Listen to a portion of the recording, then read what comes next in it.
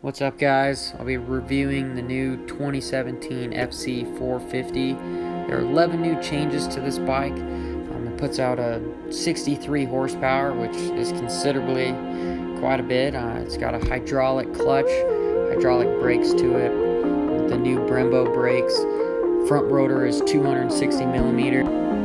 It's not the 270 millimeter front rotor that you can put on them, but honestly it doesn't need it. I've never ridden a bike that has this much of a grab on the front brake.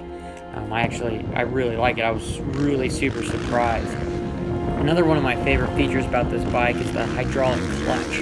I mean, it doesn't fade. I mean, I'm not really aggressive on my clutch a lot. I like to just kind of let the motor do the work, but you know, not having that clutch fade is huge. Another really cool feature is the all-new dual function map switch. It's got two different preset maps. Number 2, what I got right here, it's a more aggressive map. I feel like it's used for when you have really good deep traction. And then the number 1 map, which is less aggressive, but you know, it's good for when you have some dry conditions. And then you can also put traction control on.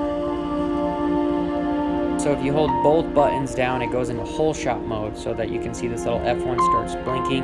And then as soon as you get to a certain RPM range, it'll shut off. So it's just good for the start. Riding and traction control will be good for some less experienced riders so they don't get so overwhelmed with the motor. I have to point out how much fun this bike is actually to ride. The motor itself is so strong. It's honestly the fastest 450 I've ridden in years. But it's not so fast that it just rips your arms out. It's this progressive, torquey motor. And then if you'd like to ride it, you just keep turning the throttle and it keeps making power. I flogged out in some lower gears and I was actually super impressed that it just didn't sign off. It didn't make me want to short shift it, which is unusual for a 4-stroke. But when you did short shift it, it felt great. And they have the all-new AER 48mm air forks. I know people are ups and downs about the air forks, but these ones, honestly, I'm actually really impressed. They're just single chamber, so just air on one side, and they actually make it really easy to do the compression on the other side. There's no tools needed. Just have up to 30 clicks. You just have to twist it with your hands. Another new great feature is the upper triple clamp. It's CNC machine. So if you ever tip over, I sometimes tip over quite a bit, but you get up and your wheels all twisted. But that doesn't happen with this new triple clamp, which I'm super impressed because you don't have to go out and buy $500 worth of triple clamps.